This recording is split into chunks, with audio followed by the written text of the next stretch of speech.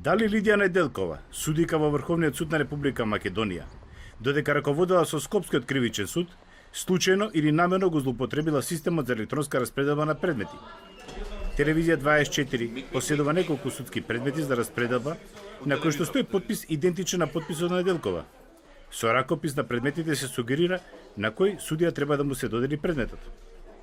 Со намера да ги расчистиме работите поврзани со евентуалните злоупотреби на АКМИ системот, денеска, како што тој го направи минатата недела, се обидовме да контактираме со Неделкова со цел да слушнеме незината верзија.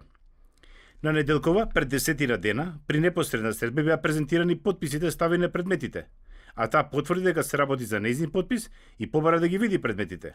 Не е спорно дека потписите се мои, но би сакала да ги видам предметите, бидејќи предпоставувам дека освен потпис има и текст. Можно е да сум наложила некому да земе предмет, но мора да има и некоја причина поради која така сум постапила. Не мислам дека сум го злоупотребила АКМИС системот. Рече тогаш Неделкова.